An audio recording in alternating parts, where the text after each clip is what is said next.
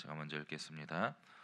노아가 여호와께 제단을 쌓고 모든 정결한 짐승과 모든 정결한 새 중에서 제물을 취하여 번제로 제단에 드렸더니 여호와께서 그 향기를 받으시고 그 중심에 이르시되 내가 다시는 사람으로 말미암아 땅을 저주하지 아니하리니 이는 사람의 마음이 계획하는 바라 어려서부터 악함이라 내가 전에 행한 것 같이 모든 생물을 다시 멸하지 아니하리니. 함께 보시겠습니다. 땅이 있을 동안에는 심음과 거둠과 추위와 더위와 여름과 겨울과 낮과 밤이 쉬지 아니하리라. 아멘. 오늘 본문의 말씀은 하나님께서 홍수로 세상을 심판하신 이후에 이제 노아가 비둘기를 통해서 땅이 마른 것을 확인했습니다. 그러자 하나님께서 이제 노아에게 명령을 하시죠. 이제 너와 네 가족은 방주에서 모두 나와라.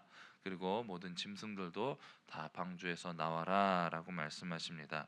그리고 이제 방주에서 내려온 노아는 모든 정결한 짐승 중 그리고 정결한 새 중에서 하나님께 번제를 골라서 드리게 됩니다.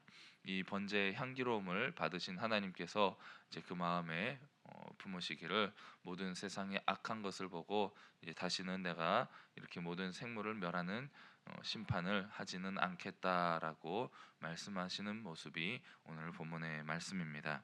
내용 관찰을 보면 하나님께서는 이 땅이 마르자 노아에게 무엇을 명령하십니까? 라고 질문을 하고 있는데 16장 17절 16절 17절 말씀을 보면 너는 내 아내와 내 아들들과 내 며느리들과 함께 방주에서 나오고 너와 함께한 모든 혈육 있는 생물 곧 새와 가축과 땅에 기는 모든 것을 다 이끌어내라. 이것들이 땅에서 생육하고 땅에서 번성하리라 하시매라고 말씀을 하고 있습니다. 먼저 명령하신 것은 네가 이제 방주에서 나와라라는 것이었습니다. 그리고 두 번째 명령하시는 것은 네가 땅에서 생육하고 번성하라, 땅을 다시 채워라라는 명령을 하시는 것입니다. 두 번째 내용 관찰을 보면 방주 밖으로 나온 노아는 첫 번째로 어떤 행동을 합니까? 라고 질문하고 있는데 20절 말씀을 보면 노아가 여호와께 제단을 쌓고 모든 정결한 짐승과 모든 정결한 새 중에서 제물을 취하여 번제로 제단에 드렸더니 라고 말씀하고 있습니다. 가장 먼저 기억한 것은 나에게 구원을 베풀어 주신 하나님의 은혜에 감사하며 번제를 통하여서 하나님을 예배했다라는 것입니다. 가장 정결한 것으로 하나님께 예배한 노아의 모습을 보게 됩니다. 연구와 묵상입니다. 노아가 방주에서 나와 제단을 쌓고 하나님께 번제를 드린 이유는 무엇입니까? 어떤 마음으로 노아가 하나님께 번제를 드렸을까요? 노아는 방주에서 1년 정도의 시간을 보내면서 얼마나 그 마음이 고통스럽고 힘들었겠습니까? 모든 사람들과 모든 생물들이 다 죽어가는 것을 방주에서 보면서 다시는 내가 범죄하지 말아야지, 다시는 우리 인류가 하나님 앞에 범죄하면 안 되겠다라는 마음을 가지고 모든 생물들이 다 죽어가는 그 속에서 고통 가운데에서 그 1년의 시간을 방주 속에서 보냈을 것입니다. 그리고 이제 이 홍수가 끝나고 비가 그치고 방주에서 나오게 되었을 때에 그 마음이 어떠한 심정이었겠습니까? 아무것도 없는, 살아남은 것이 아무것도 없는 이 세상 속에서 이제 정말로 의지하며 살아갈 것은 하나님의 은혜밖에 없는 것입니다. 나를 구원해 주신 은혜에 감사하면서 하나님을 예배할 수밖에 없는 것이었습니다. 그래서 이제는 이 번제를 통해서 하나님 앞에 다시는 내가 범죄하지 않겠습니다. 다시는 정말로 하나님 말씀에서 벗어나지 않겠습니다. 이제는 정말 하나님의 말씀대로 하나님의 명령을 따라서 주님 뜻대로 순종하면서 살아가겠습니다라고 결단하며 헌신하는 예배를 드린 것입니다. 그러한 마음으로 하나님께 예배를 드리며 나아갈 때에 이제 하나님께서 노아에게 새로운 약속을 주시면서 하나님과 새로운 언약을 맺어 나아가는 새로운 삶의 시작이 바로 이 예배에서 시작이 된 것입니다. 느낀 점을 보면 홍수 심판으로부터 구원하신 은혜에 감사하며 하나님 앞에 온전한 예배자로 나아간 노아를 보며 무엇을 느낍니까? 이렇게 모든 인류와 모든 세상이 다 멸망한 이후에 하나님의 심판을 통해서 홀로 남은 노아는 이제 정말로 하나님만 의지할 수밖에 없는 상황이었습니다. 어떻게 보면 이 어두운 방주 속에서 1년의 시간 동안 노아는 죽음을 경험하고 다시 부활을 경험했다고 할 수가 있습니다. 이렇게 다시 시작된 새로운 삶을 이제 온전히 하나님 앞에 헌신하며 예배로 나아갈 수밖에 없었던 것입니다. 노아는 홍수 이전에도 하나님과 동행하며 의로운 삶을 살았던 사람이었습니다. 홍수 이후에도 이제는 노아는 하나님을 예배하는 온전한 예배자로서의 삶을 새롭게 시작하게 되는 모습을 보여줍니다. 그렇다면 우리는 이 노아의 모습을 통해서 어떤 것을 느낄 수가 있겠습니까? 우리 삶의 모든 부분이 예배로 시작해서 예배로 끝나야 한다는 것을 우리는 노아를 통해서 배울 수가 있는 것입니다. 우리는 늘 어떠한 것을 하든지 먼저 하나님을 기억하고 우리의 창조주 하나님을 기억하고 항상 하나님을 예배함을 통하여서 하루를 시작해야 합니다. 그리고 또 하루를 마무리할 때도 예배를 통하여서 이 하루 동안 나에게 베풀어 주신 은혜에 감사하며 내가 하나님의 자녀로서 하나님의 백성으로서 구원받았고 거듭나서 하나님의 은혜 안에 살아갔음을 감사하며 예배로 그 삶을 마무리할 수 있는 귀하고 복된 하루가 되어야 할 줄로 믿습니다. 적용입니다. 내 삶에 주신 은혜에 감사하며 하나님께 자발적인 헌신과 결단했던 적은 언제입니까? 대부분의 성도들이 말씀을 통해서 뜨겁게 도전을 받았을 때에, 은혜를 받았을 때에 하나님, 이제 내가 하나님 뜻대로 이렇게 헌신하겠습니다, 주님 영광을 위하여서 살아가겠습니다 라고 많이들 결단하고 헌신을 합니다. 특히 우리 젊은 우리 자녀들은 수련회에 갔을 때 이런 결단과 헌신의 시간을 많이 갖게 되죠. 그런데 또 세상에서 예수님을 알지 못하는 사람들도 언제 하나님을 향해서 결단하게 되느냐? 큰 질병에 걸렸을 때, 큰 고난에 빠지게 되었을 때, 큰 어려움에 빠지게 되었을 때 하나님을 찾는 사람들이 종종 있습니다. 하나님, 이 어려움 속에서, 이 질병 가운데에서, 이 괴로움과 고통 속에서 나를 건져 주시면, 나를 구원해 주시면 이제 내가 하나님을 예배하는 삶을 살겠습니다. 하나님께 헌신하는 삶을 살겠습니다. 하나님, 나에게 어떤 뜻을 가지고 있습니까? 내가 하나님의 그 뜻대로 살아가겠습니다 라고 하나님과 거래 아닌 거래를 하면서 헌신과 결단을 하는 모습을 보게 됩니다.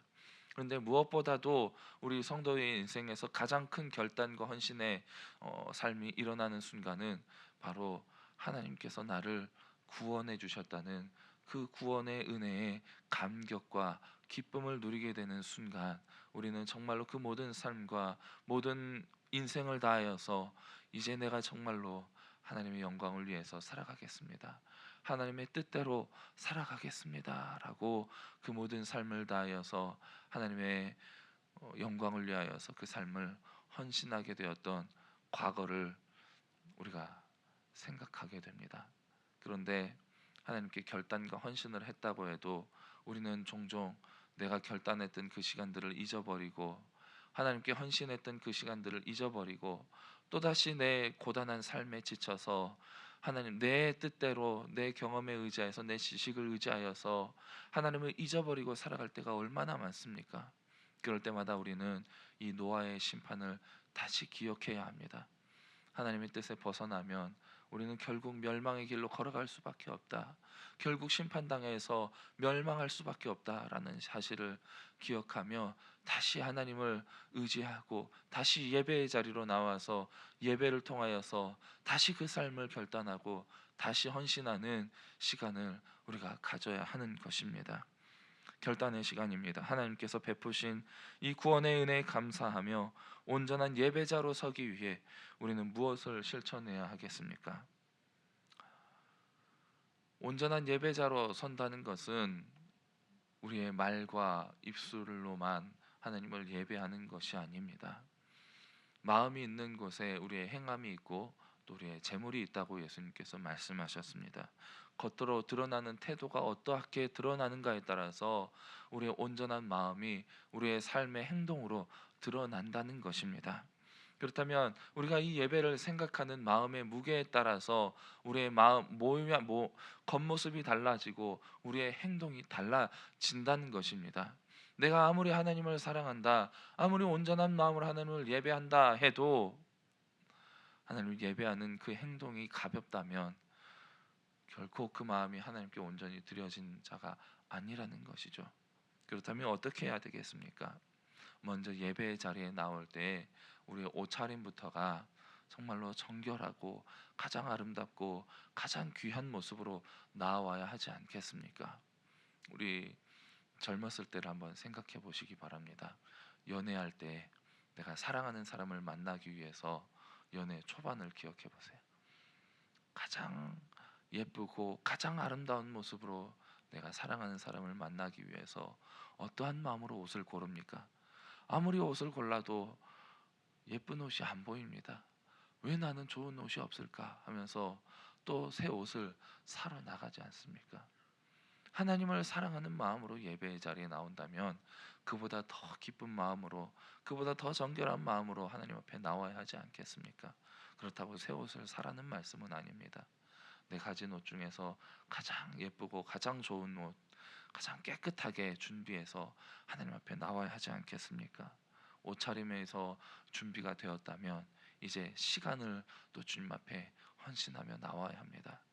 예배 시간 다 지나고 나서 주님 앞에 나올 것이 아니라 예배가 시작하기 전에 미리 주님 앞에 나와서 기도로 준비하며 정말로 이 예배를 통하여서 하나님께서 나에게 주실 은혜를 사모하며 나에게 베풀어 주신 이 구원의 은혜에 감사하며 정결한 마음으로 주님 앞에 나와야 하지 않겠습니까? 예전에, 지금 여러분들은 어떠신지는 모르겠지만 제가 어렸을 때 할머니를 보면 제 할머니는 하나님께 헌금을 드리기 위해서 매주 지폐를 다리셨습니다.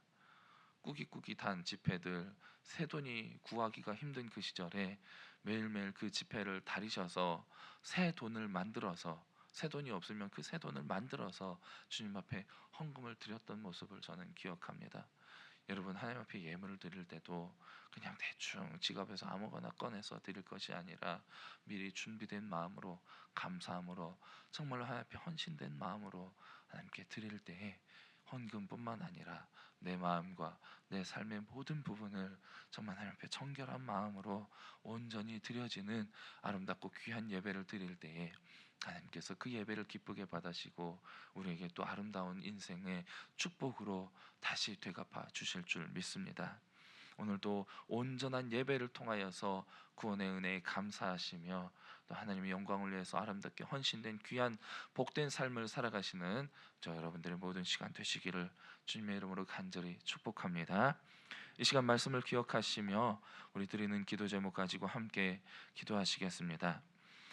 나를 향한 하나님의 사랑을 깊이 깨닫고 하나님을 사랑함으로 예배하는 귀한 삶이 되게 하여 주시옵소서.